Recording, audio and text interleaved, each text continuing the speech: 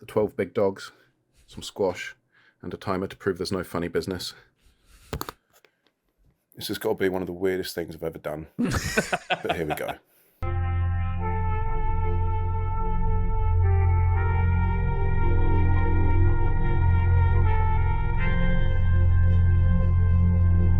Hello, everyone. Welcome back to James and Flav for Now. We've just had some raucous chat with our beloved patrons.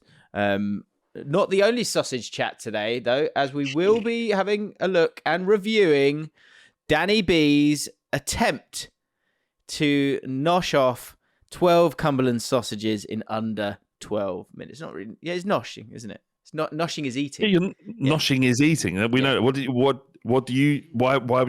I'd known it solely as a term for something else.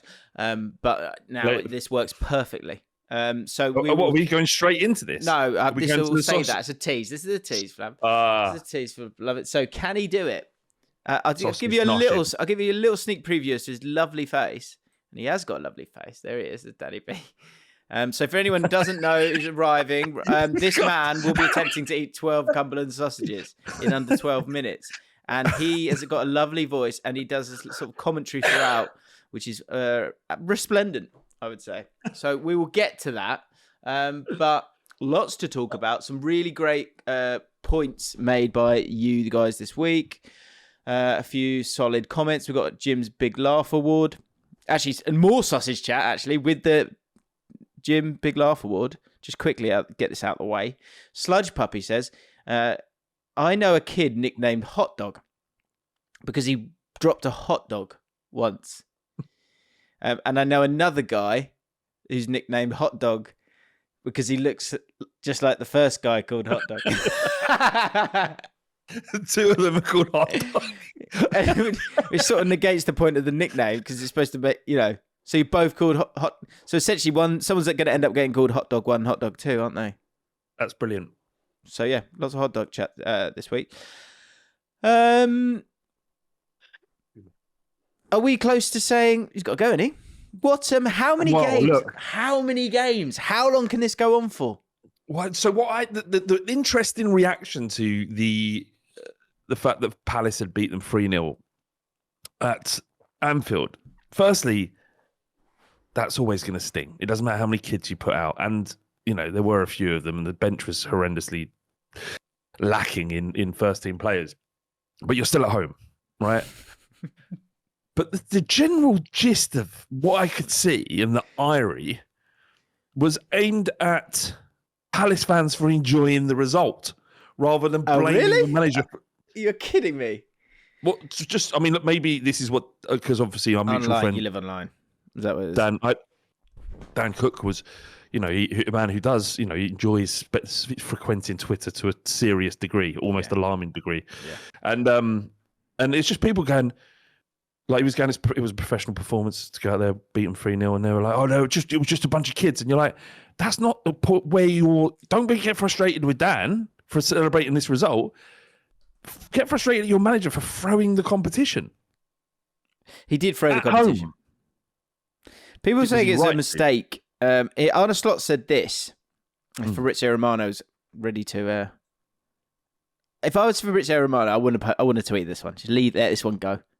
But he can't, can he? Fabrizio Romano is the Harry Kane of tweets. Do you know what I mean? Harry Kane just loves goals. Harry Kane just loves, just give me more goals. It's not him tweeting. Like, he might be involved in doing it. He's got a team of minions tweeting. Yes, absolutely. And so he should. He said, he had this quote. Arne Slot, I saw Manchester City starting 11. Aren't you supposed to be focusing on your game? Anyway, I saw Manchester City starting 11 and they didn't have one starter from the weekend, but it felt like their best team. That's a bit of an insight. Chelsea can bring Esteval in. Then, after I made 2 substitutions tonight, we had 6 teenagers. Now, hang on, that's a choice. That's his choice. He just spent £400 million. What? This is what I tweeted at the beginning of the week after they got beaten by Brentford. Right? He's got to go. Is that what it was? No, unfortunately not. I feel like that joke. The joke has run dry a little bit. Yeah, but I tweeted and I said, from you there. Fine. Arne Slot is the most irritating man in the Premier League. and obviously that went down like a bucket of cold sick. You can imagine, Jim. Sure. Some Liverpool fans were asking me for evidence. Why is he irritating? And I said, well, it's subjective. I don't have to give you evidence. It's just how I feel. Anyway, it went down like pad. What did you expect from that? Were you expecting to go, thanks for that really great nuance. I needed that after our fifth defeat in 6. I was expecting what I got. I was also expecting people to understand that he made me feel irritated. So I had to pass that on to Liverpool fans online. Petty? Maybe. But I needed to do it at that moment.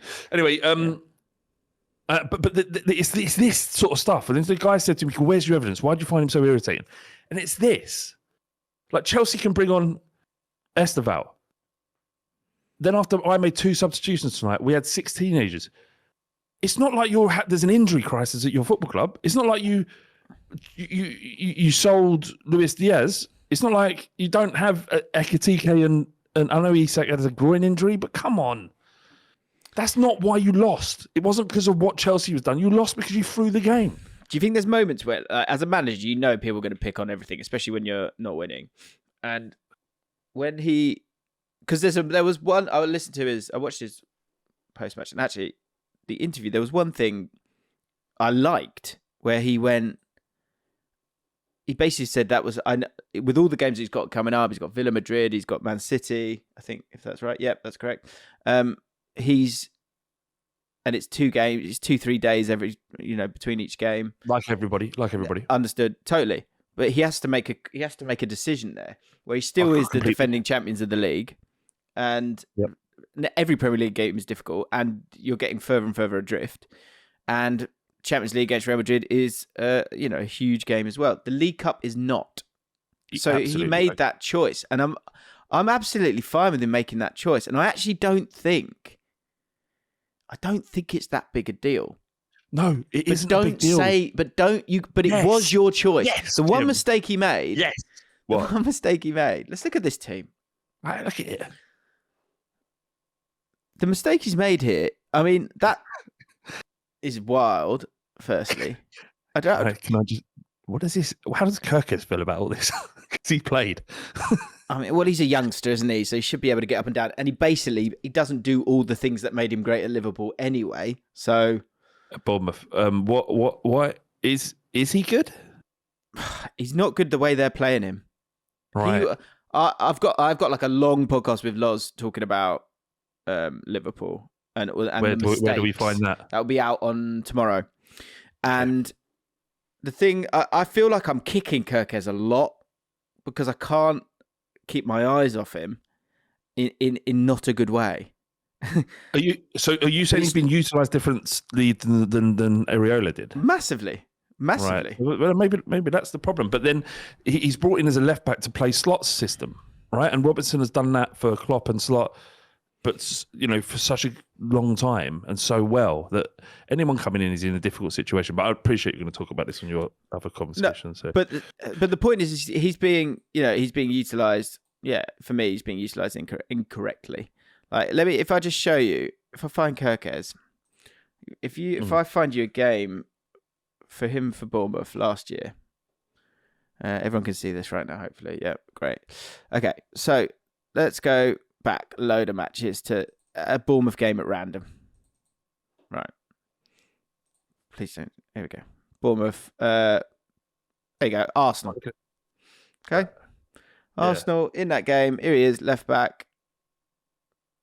Hopefully we can see it. All right, we've got to scroll down. We can see it here. So here you can see him. There he is. Look at. Okay, right. See it? Everyone see it? So quite high at times. Being able to bomb on. Like, wide, very wide. Okay. Yep. Right. And Dean Howson, he kind of covers this whole area, and Kirkes just goes and flies up here. Right. Yep. Okay. Let's go back to. I mean, even the last 2 games ago, maybe is probably a place to go. Yeah. Bear with that, callers. Why is it not working? Here he is. Oh, sorry, Brentford. It's just went slow. Right, last game, Brentford, Bosch. Why is it so slow? Probably because I'm streaming at the same time. No, I find the safer score slow sometimes. Yeah. It's because all these dorks on there just doing this sort of stuff. Yeah, probably. Hundreds of thousands of dorks. Just dorks everywhere, yeah. Okay, look, so first of all, him there, right? Far narrower overall average position. Come on, heat map. How about you pop? If you're a dork right now, can you just stop? If you're a dork like me, can you just stop it for a second? Right. Oh, I see. Right, he's not as wide, he's not more narrow, he's like here, he's very rarely up there, and this is for a Liverpool team that generally dominates most games that he plays. So he's playing in such a different place. And so even if he was playing, he's quite a sacrificial player for them. So when he's the sacrificial player, this is the thing, right? Especially in the world that we live in. When you're the sacrificial player, you can do like steady stuff, but it's quite difficult for him to do any of the wow stuff that got him the move, right? But he was given his wow affordability score last year for Bournemouth was through the roof for a left back. So people were like going mad about him. And I thought he did brilliantly, but he was being used and platformed utterly correctly, right? Whereas this season, he's doing his wow affordability scale is 0 because JaackMaate is in the space that Arne wants to be. JaackMaate doesn't want to pass to him. No one else seems to want to pass to him, really. He's also the pressing trigger, which means that they're even more hesitant to pass to him. So the only thing he can do is simple 5-yard passes, which is not going to make you think he's had a good game, and not make a mistake. Right, and so fans getting frustrated with him, it's not his fault. It's not just his fault. No, there's so many things at play. Like that's why I'm wary of digging him out, because I think he's like it's not. Whose fault is it? About 70% of it is not his fault. Whose fault is it? Well, mostly. Well, say it, Jim. It's Arne Slot's fault. But there we go. But is he? He will be the casualty for me transfer wise. He'll be the one that doesn't. I don't think he fits. Because there's a lot of people talking about. So I asked on Twitter about what would you like us to talk about, and Sam said this. There's another one that's absolutely. There's two amazing ones where when someone they write a comment, but it's just sort of like it's laced with a dig. Yeah, so we'll get to those, which is great. Yeah, good. Sam says tactics board out and look at Liverpool if they got Mark Gay. And the youngest centre-back wasn't injured, was the plan all along to set up with 5 at the back like they did last night? Now, I've heard a lot of this. Loz talks about this a lot, and I don't totally hate this idea if you have got Mark Gay. But if Mark Gay is so important to this, surely you would have absolutely got him. And again, if you're going to play 3-5-2... where's Salah and JaackMaate playing? Are they both playing? Why have you bought Kirkes? Why have you bought Frimpong? What's going on there? That feels to me like it's possibly one where, understandably, Liverpool fans are kind of clutching at straws. And this is a great straw to clutch at because you haven't got Mark Gay. So you can't, you for all, it wasn't, it kind of takes it out of your control in terms of the situation here. But Diggity says, how do you spend 400 million and not be able to rotate? So it's coming back to the point with the game last night. The biggest thing he did that I think was incorrect was the bench. Yes, is having the options. You've got to have some options on the bench because you come back to that point. He goes, you look at Man City's team and it looks like their best team. Yeah. But they've still got some senior people involved. Yeah, no, it was a choice. This isn't about... This is a choice. It's a choice. And look, there's a couple of things. They didn't get Gay because Glasner effectively said, I'll walk if you sell him. So Glasner forced Parish to keep hold of him, fully aware that he was going to leave in the summer. So it was impossible, in a way, for Liverpool to get him. So is there some credence in it? Am I wrong in the sense of was it one where Liverpool thought, it'll be all right, we'll get him. Don't worry, it's going to be fine, it's going to be fine. I think there's a rare situation when a manager says, if you sell Glasner, I'm going to leave. If you sell this player, I'm going to leave. It very rarely happens. Often a team will sell a player with a year left on his contract. That's the rule of thumb. So they probably did think that they'd get it over the line for sure. And the thing is about having a back five. I think moreover, it's about having an option, right? It's not he was always going to play a back five. It's just if he has the personnel, he could play a back five in certain circumstances or a back three with wing backs. And then you probably think you'd see more from Kerkez then because he's got more protection in the back three. So Kerkez and Frimpong will be able to maraud forward, and you might see some of the players that you saw at Leverkusen and Bournemouth last year. So it is interesting. This is, and it can't be described in any other way than a complete abandonment of the League Cup. Also, completely understandable given what they have to confront in the next month or two. They cannot play all those games and be competitive on four fronts. You just can't do it. And a case in point here is that it could be, because Palace went through, there could be a week in November, I think it was, where Palace has to play 4 games in 8 days. Like, 4. It may be that, and 2 of those are in Europe. So as it stands, there are scheduled to be 4 games because of the way the Premier League fixtures have got. Arsenal on a Tuesday, I think it was. One of the games is going to be moved towards the end of the season, you'd imagine. But as it stands, if they're in the League Cup, they're in the Conference League, which has been extended, there's more games to play, like all other European competitions. Managers have to make a choice. So just make it about that. Just make it about come out. That's why I think you find people are finding Arne Slot in this moment irritating. Is because he didn't just go, we can't compete on every level. It doesn't matter. We just cannot. And he kind of did say that, but didn't say it as openly. It's like we have to rank and levels of priority the competitions that we're in. And unfortunately, it is a shame, but the League Cup just does not come into our factoring. And so we had to play this team tonight to give us the best chance on the weekend and going forward in the Champions League. Not a single person would say, I thought it felt like he kind of said that though. Linda, it was my choice. Yeah, I get you. They were asking about. I will say this though, certain managers you feel like they don't feel like they're in control here. Like it feels like the pressure's getting to them. I don't feel that with him. Do you? No, I don't. I don't think he feels under pressure, and he isn't under pressure. He shouldn't be. Or should he? There is a big question here. First of all, is this a crisis or a mini crisis? Just to be clear, because Danny Murphy made a great bit of analysis there, where he said, "I wouldn't call it crisis. I call it a mini crisis," which I think it's like sort of halfway between the two, isn't it? Where does it sit with you? I think you lose to Villa, it's a crisis. And what does crisis mean? Does it mean replace the manager, or is what happens in a crisis in a football club? What are we in? We're 6 in 7, aren't we? 6 defeats in 7. First time in there's a stat where it's like the first time in 72 years that's occurred. I think.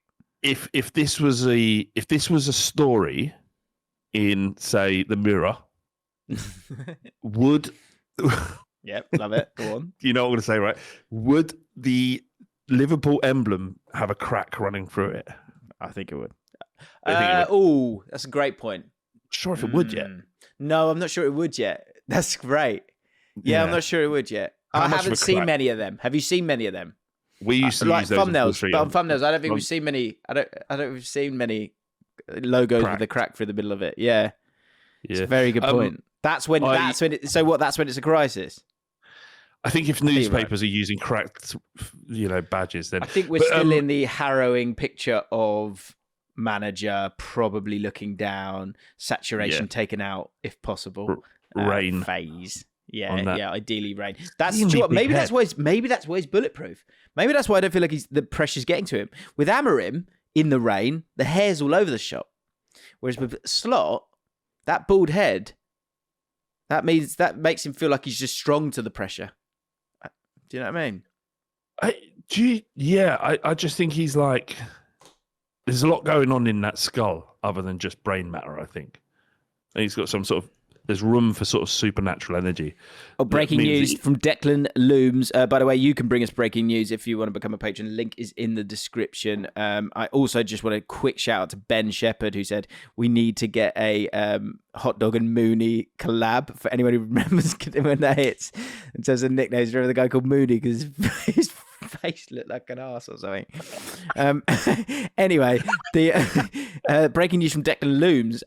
Rory Jennings had the badge on fire the other day.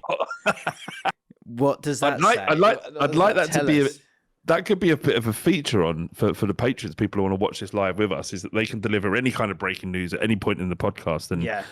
Do you know what, though? Be careful, though. I want it in capital letters, breaking news, and then give me the news so that I can see it as we're chatting away. But do not deliver shit news. Yeah, because you're just ruining the podcast. So if you feel confident, do it. If it's shit, you'll get banned. Very dangerous. Don't do Morrissey dead 62. Don't do that.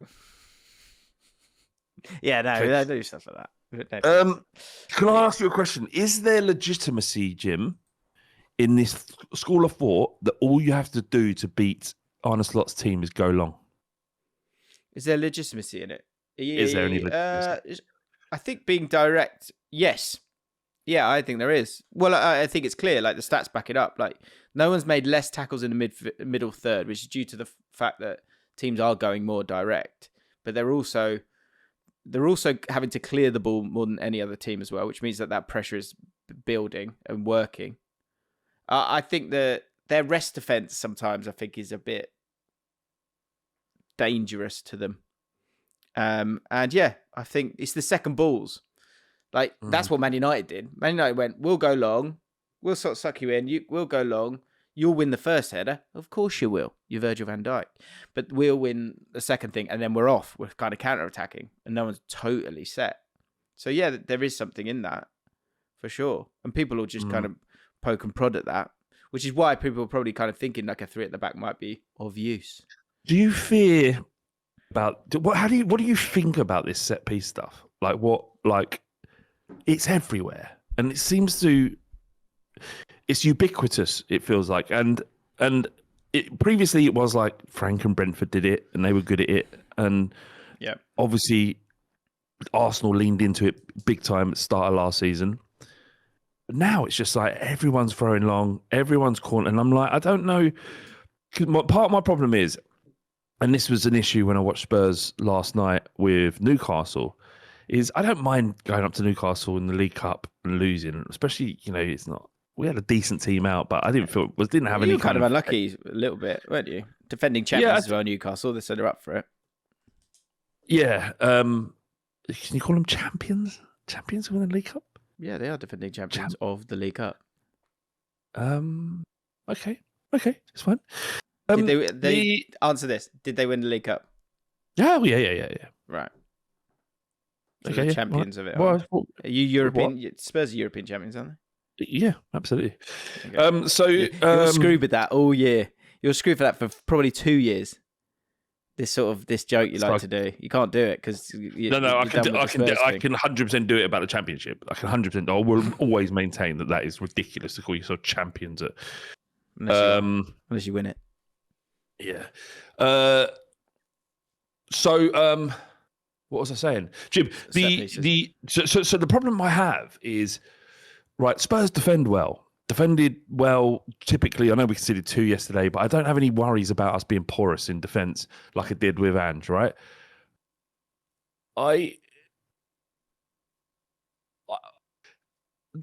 It's almost like we're waiting to get a corner or a throw-in, and then all the other bits is less important in the midfield, right? And that's 80% of the game. So I'm kind of sitting there going, I can't just be sitting there waiting for a throw-in for the next 3 years, can I?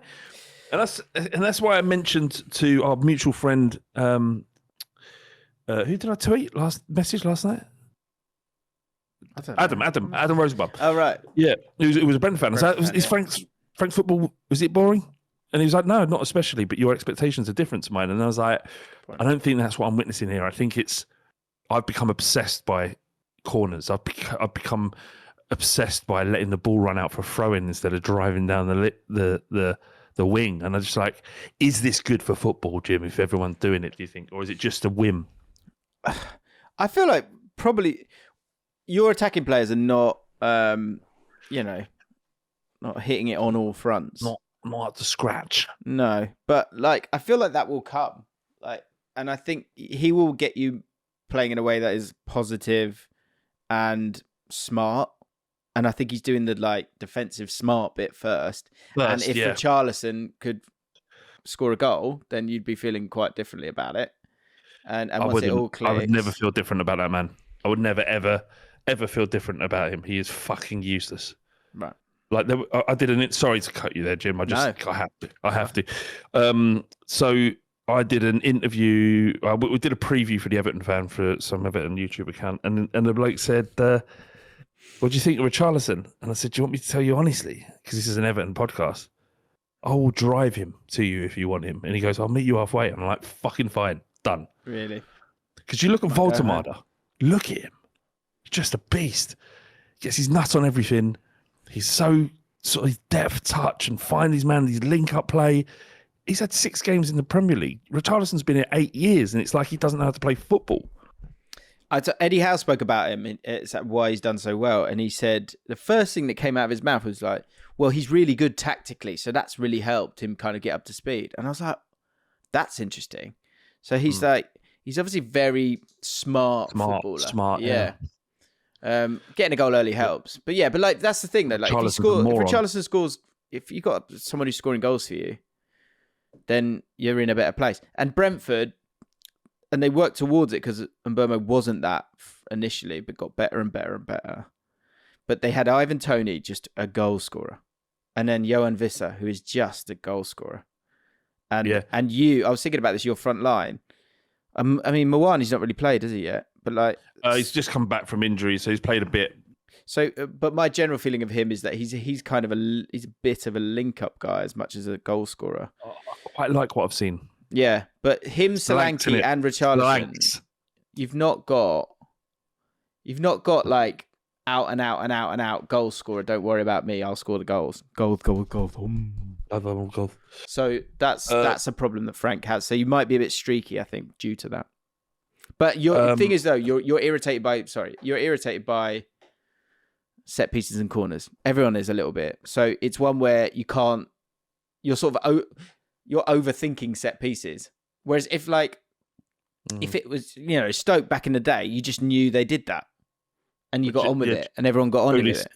Pulis is not happy. Not happy. He wrote a column for the BBC. And he says, "I was seen as a dinosaur, but I don't see many managers moaning about set pieces now." He was ahead of his time. Yeah, he's a footballing savant. What is it like? What is it with these lot? Like it's fucking Tony Pulis and why I said Pulis? Why are you struggling with that name? I don't know. Pulis. Tony Pulis. Yeah. Right, Tony Pulis and Sam Allardyce and like all these managers and if I was given an opportunity in Real Madrid, you'd see what I could do. And Tony, just shut the fuck up, Tony. Right? No one gives a shit about your opinion. Right? Just fuck off. Your team, your football was rubbish. Everyone hated playing Stoke. You did what you did to stay up. Fine. You got your respect. Don't come out of the fucking woodwork now. Everyone's using set pieces. Just be quiet. I think he's within his rights to be like he's been like patronised for such a long time, and now it's okay because Arteta's doing it. Yeah, but isn't Arteta being attacked for playing that football? He is sort of, yeah, but he's going to get backed up more than Pulis is because Pulis people got call more him than that. Pulis with 1.3 billion. That's what he's saying. That's what people are saying. Say that again. Pulis, they're saying that Pulis is the thing is we're living in this like there's stats have got to a point now where you're looking at it and people are wholeheartedly going towards the stats and sticking with them. So it's one where if the percentages are right that you're better off putting a long throw than anything else, just do it because it's about winning. And that's just the way it's going to be. But James Gunn here says Arteta is getting shit off football Twitter, not the legacy media. It's not. It's actually, I mean, I guess Twitter, TalkSport is, I guess, tabloid media and whatnot. But there are lots of people. There's lots of noise out there. People saying it's just boring watching Arsenal play. But then Arsenal would say to you, all right, well, open up against us then. we won't have to use set pieces to break down a low block or beat a team in that way. No one's willing to play against Arsenal. People moaned about Man City in the exact same way. Yeah, for just keeping the ball. So we'll come have a go, and then we'll see. Yeah, exactly. I watched that game with Rory Talks Football, and we were talking about, like, do you get bored of these set pieces? You know exactly where it's going. He's like, no, like, this is a chance for us to score. And then they tried something a little bit different, and you naturally went, why have you done that? Put it in the great area that you always put it in. Let Gabriel go and win it.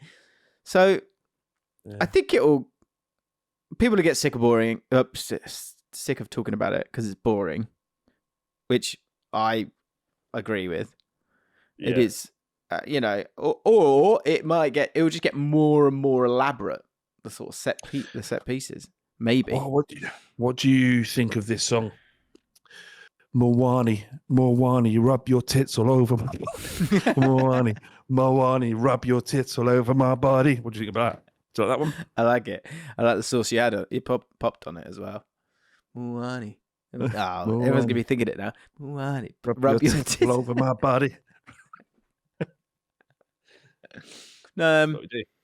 Not child friendly, but it doesn't have to be. There's no sexual element to it. No. Can I read this out to you? I love it. Okay. So good. What would you like to discuss? I said on Jeff and people. Max said, and I haven't clicked on what Max. I was going to wonder if you knew where he supported. He went, Liverpool have lost 6 out of 7 games. Why was Ollie, Ten Hag, Ragnick, and Amorim held to a higher standard with a worse team? Just a question. Hey, I'd like to know this. Dean Ridgewell replied, said, as if that needs answering. He did win the league, I guess, didn't he? He did win the league, didn't he? Yeah. Kweku, I saw a little clip of our beloved Kweku, and he was saying that I thought, and it's easy. I'm paraphrasing here, but he's like, we've seen this before in terms of those managers that they kind of shine too bright in the first season, and the second season kind of gobbles them up. Like, I think he was saying it happened to Conte, it's happened to Ancelotti, it's happened to Ranieri, it happened to, didn't it, as well? 6, do you know what's nuanced about, we said, like, how many games in a row has he got to lose? We always do that game, right? Yeah. First of all, get your numbers in, guys. We're currently 6 and 7. The new element of 6 and 7, which becomes 7 and 8. Like, what's that got to be? What's that got to be for him to lose his job? I think that Leverkusen win doesn't mean anything, does it? Like, in the grand scheme of things, it's like Premier League defeats. When you're talking about it, he's lost 6 and 7. Frankfurt, but you've lost 6. You've lost how many in the Premier League? 4. 5. He's lost 5 in a row in the Premier League. Yeah, 6 domestic. That's what it was. I love the changing of stats. Did you know that since September 27th, no team in the top 5 leagues has lost more games? Right, it's so specific, so funny. Yeah, it just suits the Declan's on fire today. You switcheroo here. No win in an 11. That will be after no win in 11, because Tudor, the Juventus manager, after losing 8 on the spin, he went. But yeah, is it no win in 11? Would it be that? Yeah. I mean, Villa, if he loses again at Villa, then you got to have the conversation. Don't you? Joe, me and Joe chatted about this last night. He said, is he in trouble? He goes, he's like, is he in trouble? Is he in trouble? And I was like, oh, and what? Are you saying he's got to lose his job? He's like, well, no. And it's not lose his job. It's not, but it's a good point. For you to lose your job, you need to be in trouble. So he needs to get in trouble for him to then lose his job. It's the start, isn't it? That's what it is. When's the start? Yeah. But we thought Amorim was, well down the road. And he's starting to turn it around. I mean, yeah, let's not get too hasty with the Amorim situation. There has been I think he's safe. 2 more wins, he's safe as houses the rest of the season. He's definitely safe as houses anyway. It's the most secure job in football, Manchester United. They just don't sack their managers willy-nilly. Clearly. Amorim should have gone 4 months ago, but he's still here and maybe it'll work out. If he gets beat by Villa, who looked good, looked decent. Sorry, by the way, they've lost 4 in the league. Sorry. 4. Okay, all right. So if it is Villa, it'd be 5. I mean, It's not. I think he's fine. I think he's absolutely fine. What, 6? 6 losses in the on the belt? I'm with 10. 12 in 10 14. on the belt. Ben Shepherd says. This is nice. Nice nuance to it. A little mix up. 12 in 14. So he's got a couple of wins here and there, but just not enough. So if you think like he's lost it, he doesn't know what to do with all these players. Are you saying that there would just be a case of, well, surely he'll be able to get it right again because I'm sort of joking because he just even some of the games that they've lost, like they've been like United. They had loads of chances, so it'll be fine. And they've been late goals as well. Conceded 14, and in the 5 games they won at the start of the season, it was like last minute goals. Like by rights, they shouldn't have won 3 of those games. Do you know what I mean? It could have been that they drew those. Yeah, I think it'll be overall a disappointing season, but I still think I'll still be amazed if they don't finish. Worst champions ever? I'll still be amazed if they don't finish even top 3. I'll be surprised. Worst champions? Do you think of a worst defensive league title? Leeds United. Blackburn. 1993, finished 17th. Chelsea won last night, but they've now been shown 5 red cards this season. At what point within the camp does it become funny? When you've got a squad that big and you can afford to sort of miss a game, do you just sort of do it because it's funny? Well, he's not finding it funny, is he? No. Maresca, can you hear what you said about Liam Delap?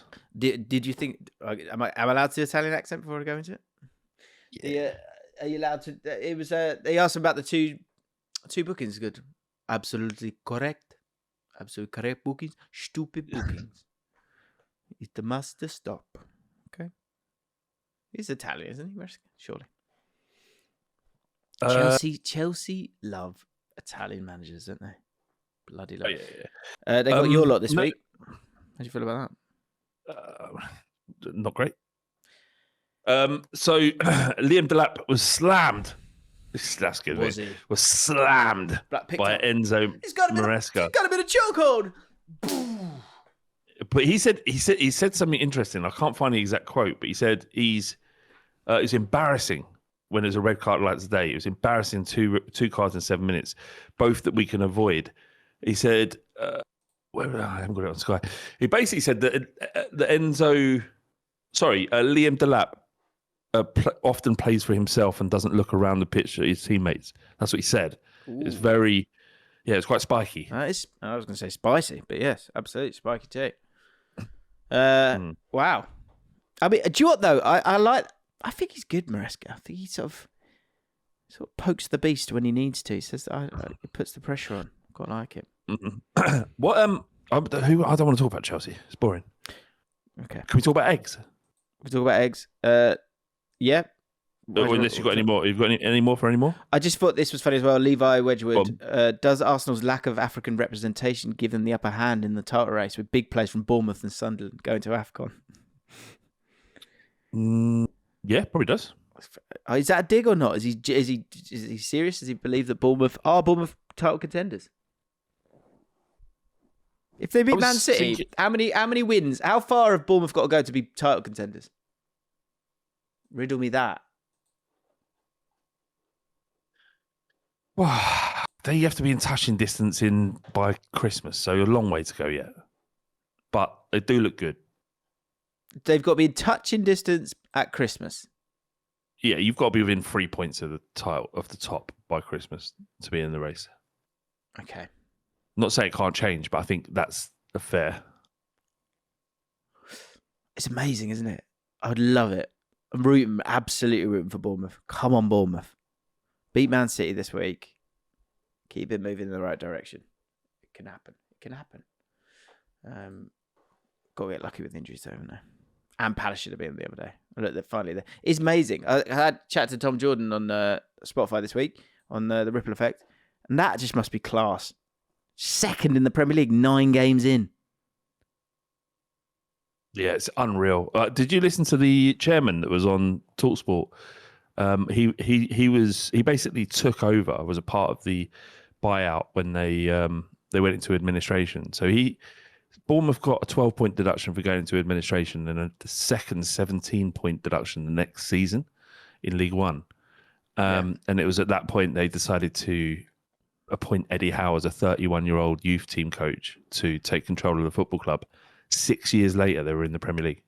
It's amazing. Now, Tom was chatting about that. That's a good point, Catherine, as well. Semenyo isn't going to AFCON. I think Ghana didn't qualify. It's crazy. I don't think anyone mentioned Semenyo, did they? It's a bit racist, I think. No, we're talking about AFCON and Bournemouth players having AFCON important. Yeah, but no one mentioned Semenyo. No one mentioned Semenyo. Okay. If you're an Arsenal fan, are they actually looking at Bournemouth, or are they just jumping down to Tottenham with 17 points, or Man City? Who are they looking at if you're Arsenal? Yeah. Man City, really. Man City, maybe. If they bottled it, if they don't do it for me, man, they are well ahead. Could be crazy after this week. Bournemouth beat Man City. Arsenal win their game. Arsenal had those tough runner games at the start. Now slightly easier for them. Burnley away this week, who are no pushovers, but still. Just look at it. Liverpool keeping tabs on Semenyo. What do you mean? What are you going to do with him? Like, you've got enough. No more tabs on anybody. Okay. Arsenal keeping tabs on Semenyo. No, let him go somewhere else. If you can't win the league with what you got, both of you, you're not going to win the league. That's the rule. Okay.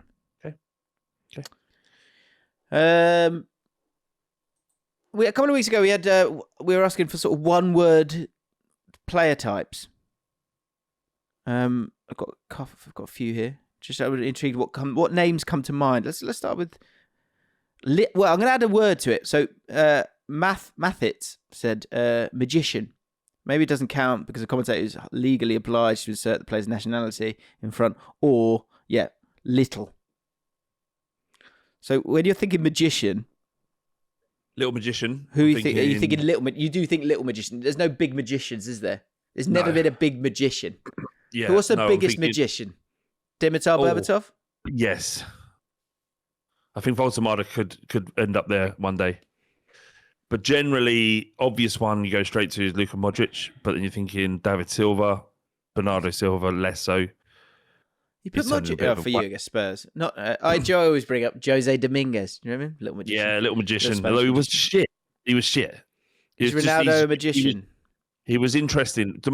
Jose Dominguez was interesting because he was 5'2". That was it. He could play football and he was 5'2". Was he 5'2"?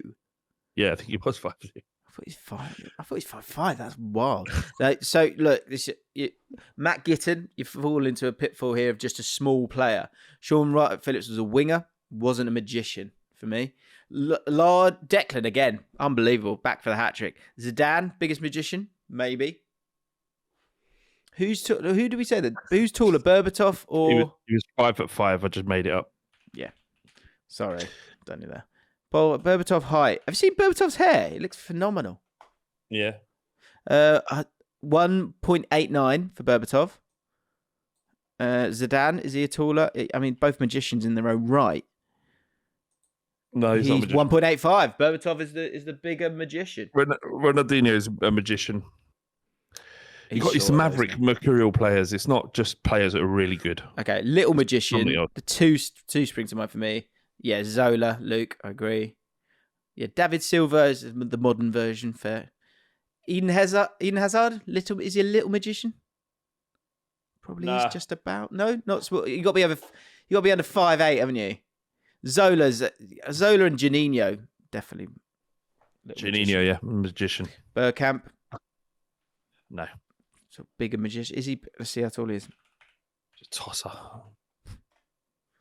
1.83, so no, Berbatov still wins. Yaya Toure, not a magician for me.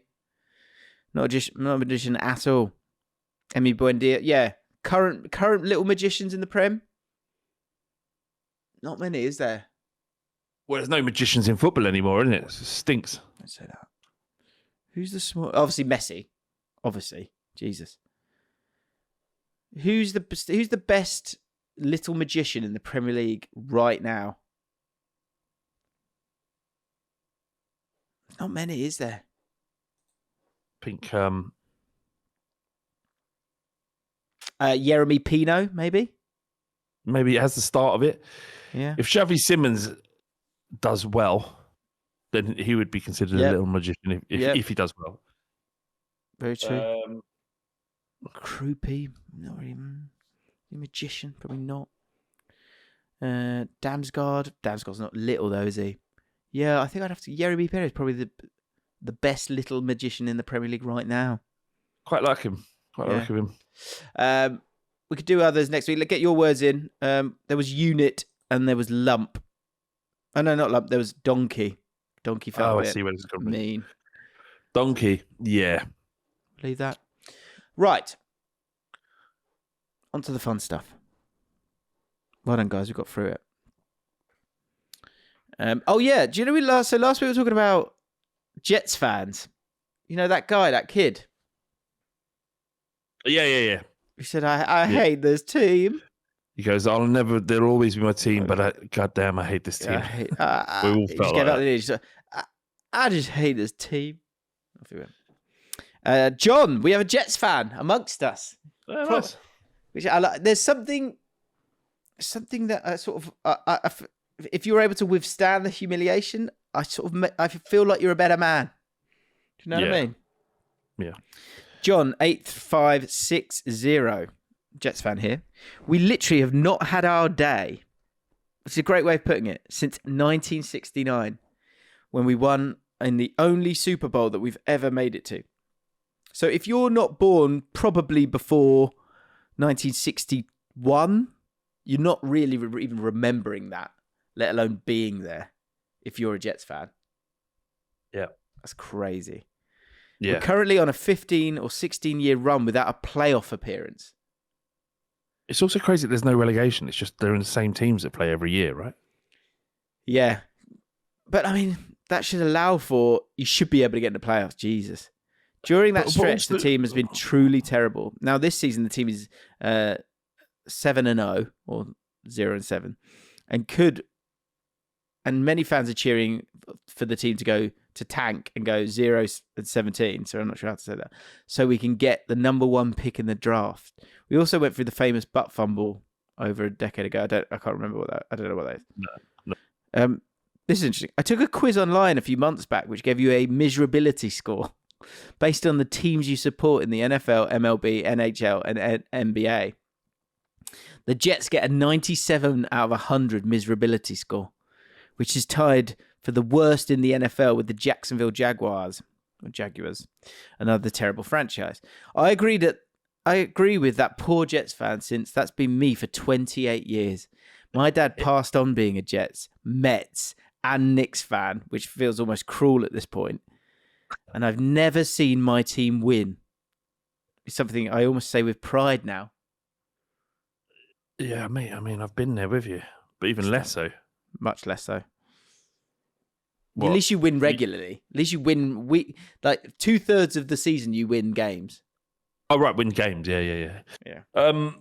I thought it was set up so that you get the first pick, and like imagine that poor player who's like the best player. That's what makes it even more excruciating. Is it it's just run by morons? I don't know.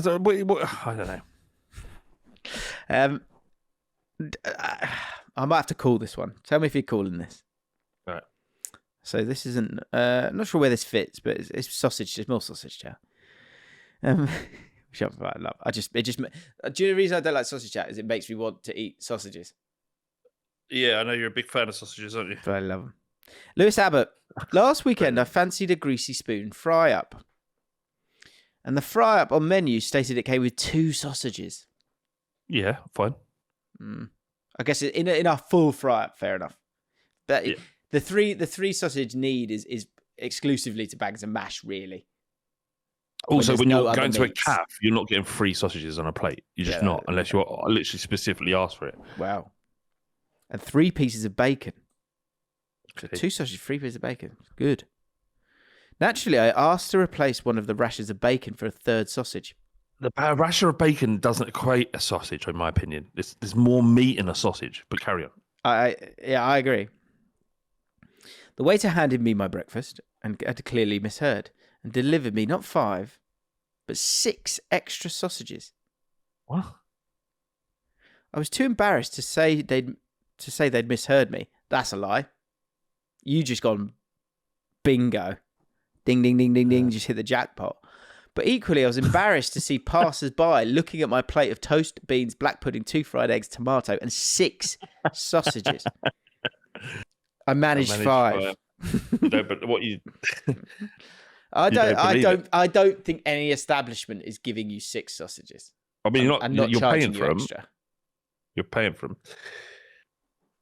Just cool. I just can't. Okay. I don't know how you're mishearing that either. Yeah, and you're not giving up a bit, and they're not going to go, all right. The bacon's like a lesser food item on a fry up than a sausage. Yeah, for sure. That's why you get. Well, that's why you get 3. That's why you get 3 to 2 ratio. I would imagine. Exactly. And then anyone else, Diggity Dog. Hope you're well, mate. Does anybody else do this? I have a weird thing where in order to motivate myself to empty the dishwasher, I imagine I'm replenishing a magical cupboard that I share with a Chinese restaurant on the other side of the world. They can only open if they have enough crockery and cutlery. Anyone else? No one else does. No, that. Okay. That's weird, mate. That's fucking weird. Okay, so Are you, before you go on to the Cumberland sausage chat, I've just had a message literally just sent to me while we were recording. Okay. It's from a friend of mine called Case. Okay. And he just said, just to add to the egg chat on Jaffin, I can't remember when we were last talking about eggs. Did we talk about them last week? You ate 6, didn't you? Ah, yes. Yeah. I remember. So, just to add to the egg chat on Jaffin, I went out for a date or a meal with a Bulgarian woman last night who said that she was currently doing the carnivore diet. She ate steak and only steak. Onion rings were ignored. Chips were flat out refused. She also revealed that for the breakfast, she is currently eating nine poached eggs, which she orders at the staff canteen at work. They're given a £5 daily allowance and 9 eggs comes to £5.40. She drank 2 neat whiskies with her meal. She could be the one. That is wild. 9. No, you can't have 9 eggs. Like 9 once, like, okay, maybe. But 9 No, hang on, I got pulled apart a bit having 6. 9 is mental, especially for a lady. I presume she's got smaller gullet. I wonder, wouldn't she be all bound up? Like 9 eggs plus loads of steak? Yeah. Is the whiskey? Yeah, Christ. Do you know what? Actually, can I speak? I played football last night, and it was like an episode of The Traitors because someone kept farting, and it was horrific, right? And we were playing 7-a-side. It was absolutely horrific. I could taste it because you're running, aren't you? And no one would admit to it. I was like, who is it? And I was like, right, at the end of this, everyone gets a vote. We need like a round table. Someone needs... Was this YouTubers? Yeah. And poor, I won't say his name, but someone kept saying it was this guy who is a YouTuber. And because it's quite a polite bunch, it kept coming out that they thought it was this person. I thought it might have been someone else, actually, because you sort of you get a whiff and then you go, right, which player's over there? Where's that whiff coming from? And it was a sort of 20-minute spell in the game it was going on for. But someone kept saying, it has to be this guy. And then at the end, I was like, right, look, we finished now. Come on, calm down. I need to know. Who was it? And sort of people, yeah, again, people were, I just couldn't believe someone going, like, look, sorry, lads, like, you know, we had a long day. Like, I mean, I was checking, it was like Traitors, I was checking all theories out. I was like, is it a burp, lads? Is it a burp? I knew a couple of lads, one of the lads had had a shepherd's pie and a Guinness before we started playing football. So I was like, is it a burp? Because sometimes a burp can be as badly smelling as a fart, right? Yeah. Anyway, again, this person's name was brought up again, and the guy snapped. And he went, okay, that's 6 times now. You brought my name up. Was it him? But didn't say it's not me. So you'll never know. I don't think we'll ever know. And it's killing me. Right, sausage time. Here we go. Yeah, this is what I've been waiting for. So some of you will remember this. Dan Coates said, I once ate 12 Cumberland sausages in a day and a half. My stomach was not happy. Danny B said, light work. And then what did we say? We said, prove it. Is it light work? Prove it, film it, send us a video. And here we have 12 Cumberland. This is titled 12 Cumberland sausages in under 12. 12 in 12 challenge. And it's 12 views, isn't it, by the looks of it? So you watched this 12 times? Views, yeah. No, I haven't. I don't know if he's watched it himself or he might have sort of checked to see if I've watched it. I gave him a like. I've given him a like. Hang on a second. Right. Hang on a second. What were we going to sit here for 6 minutes and watch a man eat sausages? For 6 minutes? I have watched it, and so what I will do is I'll allow for his intro. I'm happy to sit here for 6 minutes and watch a man eat sausages. I have no issue with that at all. I mean, Matt Gitton says this is the content I pay for. Yeah. So what I would suggest, this is the way I played it out, and it worked for me, and the whole thing was thoroughly enjoyable. Was I watched the intro and then I played it at ×2. Okay, all right, fine. Because he sort of chips in with little comments here and there, which are great, and I can pause it whenever you want me to pause it. And he's treated himself to Finest as well, Tesco Finest. Yeah, which I think is right, and I think it's the best. It's the best option for you. Is it going to be more filling? I think it probably will, because it's probably a high level of protein, lower level of sort of bread or something. But he's gone big. But yeah, and I love his voice. I love his way. We love Danny. Right, here we go. Right, here we go, lads. We got 12 Cumberland sausages, as you can see. Empty packets. The 12 big dogs. Some squash. And a timer to prove it. I just love that. The 12 big dogs. Do you know what, as well? When you see him on the plate, it doesn't look like that much of it. I mean, I'm not taking anything away from him yet, but we'll see. He reminds me, and you'll see him in a sec, he reminds me of, there was like some rugby player who used to do amazing interviews where it's like 2 stallions battling in the wild. Da, da, da, da. I don't know if you've ever seen that clip, but this guy reminds me of loads. The 12 big dogs, some squash, and a timer to prove there's no funny business. This has got to be one of the weirdest things I've ever done. But here we go. Okay, we'll let him get going. Oh, he just hoovered that. The sound is tough. I like his sip tactics are great. This is going to be harder than I thought. One down. One down. You've got to chew your food. What are we doing? We're just watching for a bit, and then, because he does make some great comments along the way. I'm not saying it's a bad thing. I just like, what is happening? What is this podcast? I'm happy this is my life. I'm happy. That's 2. Oh, tough swallow there. 2 down. We've done 2 in under a minute. Yeah. 3, essentially. Don't know why I do this to myself.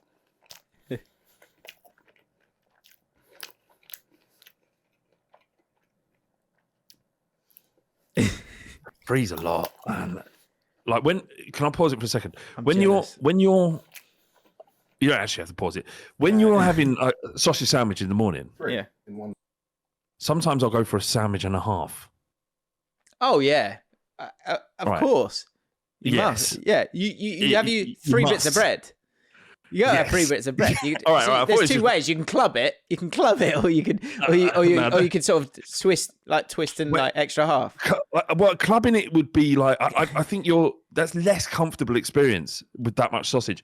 But if you're having like 3, you have a normal sausage and then a little cheeky half. Yeah. Well, because it's 2 per half, isn't it? Yeah, and you're like, I can't fit them all into a pair of another one. You cut in half, two, cut in half, and you've still got one extra, so you're going to cut that in half, aren't you? And to be honest, the great little treat of that is, I'm so pleased you brought this up, is that when you cut up the 3rd half, you could probably put half of that in the sandwich and just have a half.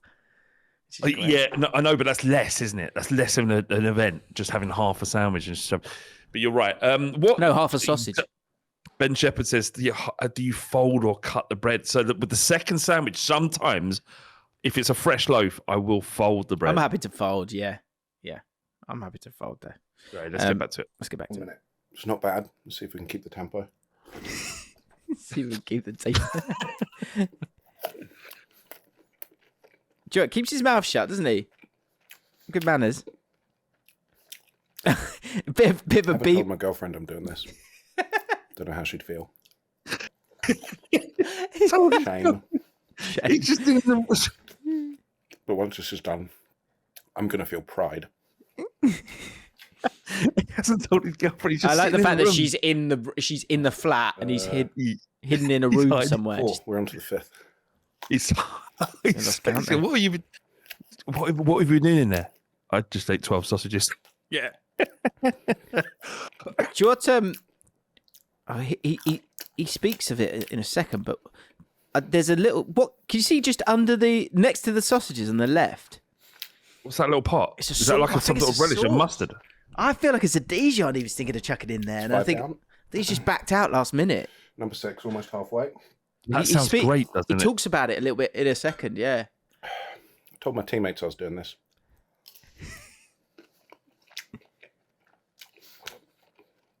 Thinking about dipping the sausages, but dips will only slow you down. Nah, I think the idea of a Dijon with a sausage is incredible. I'm gonna cook it up a little bit if that's all right. I'm starving now. Not Dijon, I know. Right, that was number 6. We're on to the second half. Second half. Let's work his way through. 2.5 minutes. He's going to kill this, isn't he? Well, I'd love to know. I messaged him. We needed to make the next challenge. Has got to be a bit tougher than this. I think. So, slow down the tempo. You've got to remember. Speed up. Don't slow down the tempo. He said. Number 8. We've had 7. 7. I messaged him to ask him how he's feeling. Yeah. I don't know if he's replied yet. He has. Didn't let that one cool down enough. What number is this? This is number 9. He said, hang on, let me finish it. I'll tell you what he said at the end of this. By the way, he does apologise for spamming your YouTube comments. I couldn't let this go to waste. Because I was going to say, the one thing he did, he sent it to me. To be fair to him, I didn't reply. So then in my video on Cesc Fabregas's tactics, he's put a comment with the link to to this, which is probably why he's got 12 views. Last of the dogs. No, he's got one more after. Oh, keep him count. He's definitely going to have the meat sweats. Oh, you can see he's sweating a bit. Yeah. Yeah, yeah. Wow. It's not a spicy sausage, is it? It's just the churn. Yeah, it's the churn of meat. It's processed. I wonder. Right. Last one. Let's see it off. There he is. I guess. Light work indeed. Yeah, it's 6 minutes. Fine. Well. How does he feel? Missed out on sub 6, but I think I can be proud of myself. Missed out on sub 6. I can still be proud of myself. I think he never doubted the fact that he could do it. I think he did it. I watched this. I think he did it in 6:24. I think he finishes. All right. So this here in the challenge, right? Work. Oh, shit, 6:25. 6:27. Easy peasy. 6:24, mate. There you go. Right. 6:24. The challenge is out there. There it is. So yeah, that is the challenge. Oh, sorry. The challenge now is 12 in 6:24. Now, I think to be fair to Dan, and I think we can come back to Dan. I think Dan needs for his gut maybe a week off. So I'm happy if it. I mean, God, I'm sort of scared to do this because how many of these am I going to have to watch? But can you do 12 in under 6:24? I don't think Dan's really rushed that either, has he? But is it like a golf swing? Don't rush it. You just got to hit the sweet spot. So that's where we're at. But the guy before, I won't say 12 couple of sausages in a day and a half. That is not impressive, Dan. That's embarrassing, if anything. Dan Coates. Oh my Lord. He's just been danned. by Danny B. So I just thought maybe I could find out if there is a record for eating 12 sausages in a row and the speed at which they've been eaten. And there is a record. Do I say it? I don't know. I don't want to discourage people. All right, we'll leave it for now. I know that there's a... Don't Google it, people. I did ask Dan how it went, and well done, Dan. He said, not that bad. I had a carbonara a few hours later for dinner. What there you go. He's fine. Danny B. Good grief. Carbonara is sensational. And there we have it. Hope you've enjoyed it. This is Jaffin. This is what we do. I don't apologise for it at all. And Dan, congratulations on a good time. Good benchmark. So quick, so comfortable. Cameron Fraser says, I'm not a massive fan. It was comfortable. Not a massive bit of sweat. I'm not a massive fan of Cumberland sausages.